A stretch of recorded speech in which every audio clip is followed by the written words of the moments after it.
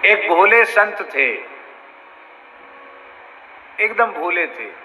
इतने भोले थे उनको स्त्री पुरुष का भेद भी मालूम नहीं था।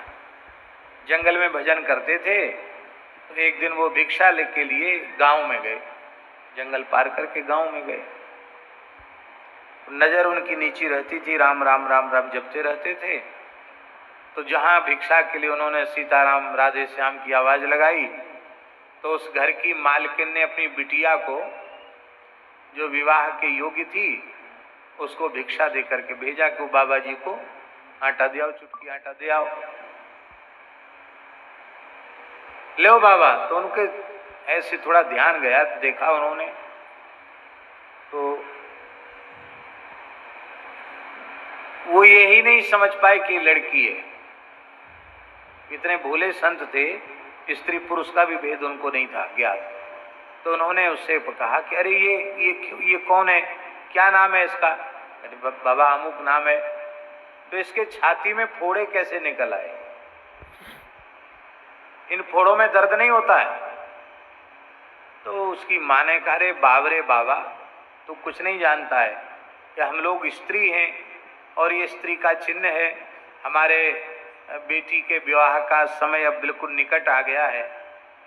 तो ये तो माताओं के शरीर की प्रकृति है, और पेट में जब बालक आता है तो इन्हीं पयोधरों में दूध उतर आता है, इसी दूध से बच्चों का पोषण होता है। इतना सुनते हुए महात्मा उन्होंने भिक्षा पात्र पटक दिया, फूट गया भिक्षा पात्र। मिट्टी की हंडी थी, फूट गई, रोने लगे। तो मैया ने पूछा, बाबा रो क्यों रहे हो? बोले, मैं कितना मूर्ख हूं, भगवान कितने करुणामय हैं।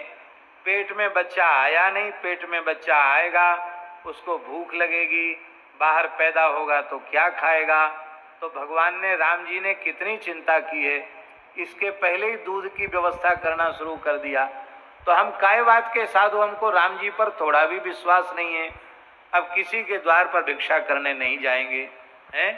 9-10 मास गर्भ में पाला, गुप्त ही दूध पिवाया, कहत मलूक सुनोरे भोंदू सो ठाकुर बिसराया।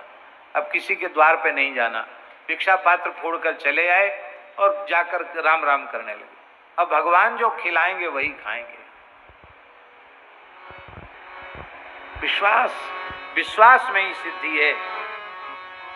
भक्त के हृदय में सहज विश्वास होता है, और विश्वास के बिना भक्ति नहीं। बिनु विश्वास भगति नहीं, तेहि बिन द्रवहि न राम। राम कृपा बिनु सपने हूँ, जीवन लह विश्राम। राम नाम महिमा की बात आ गई तो एक बात कह देते हैं।